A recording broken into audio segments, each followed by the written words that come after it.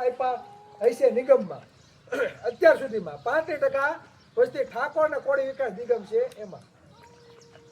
2017 કે 18 પછી EWS આરક્ષણ આવ્યું અને બિન અનામત વર્ગ આવ્યું એક નિગમ આ નિગમમાં કેટલા કરોડોની ફાળવણી કરી છે ખબર 2000 કરોડથી પણ વધુ કેટલી 2000 કરોડથી પણ વધુ તો દુશ્મની રાખ્યું હોય તો જ્યાં રાખાય એટલું બધું પાણીયારું કે એટલું બધું આપણે બળ હોય કે આપણે બાજવું છે આપણે દુશ્મની રાખવી છે તો જે આપણું ખાઈ જાય ને દુશ્મની ત્યાં રાખવાની મેચમાં રાખવાનો અશોકભાઈ કઈ 2000 કરોડ નથી ખાઈ ગયા ચિરાગભાઈ નથી ખાઈ સમજાય છે ટેક્સ આપણે બધા બેઠા છીએ સૌથી વધારે ટેક્સ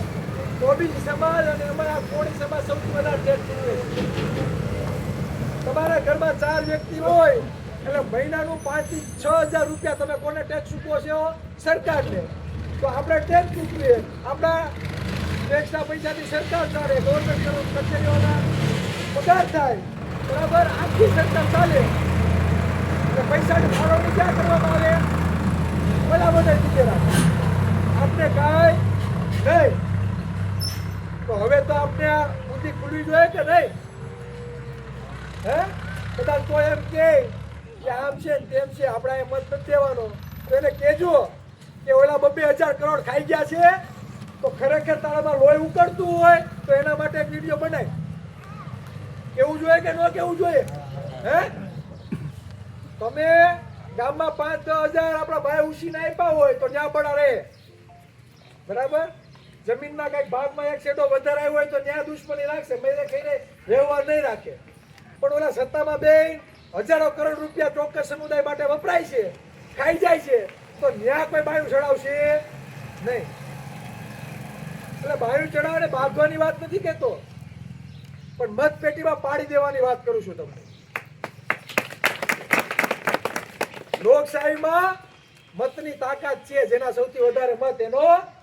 રાજા પેલા રાજ કરવા માટે છે ને યુદ્ધ કરવું પડું માથા દેવા પડતા ત્યારે રાજ આપણે લઈ શકતા છીનવી શકતા કે રાણીના કુખેથી જેનો જન્મ થયો હોય એ જ રાજા બને હવે લોકશાહી આવી જેના વધારે મત એનો રાજા તો સૌથી વધારે મત કોના છે બોલો તો ખોરી કોળીના છે ને મત આપણો રાજા બનવા માટે ભીખ માંગવી પડે કે અમારો બનાવો ને આપણે જેને ઓળખતા નથી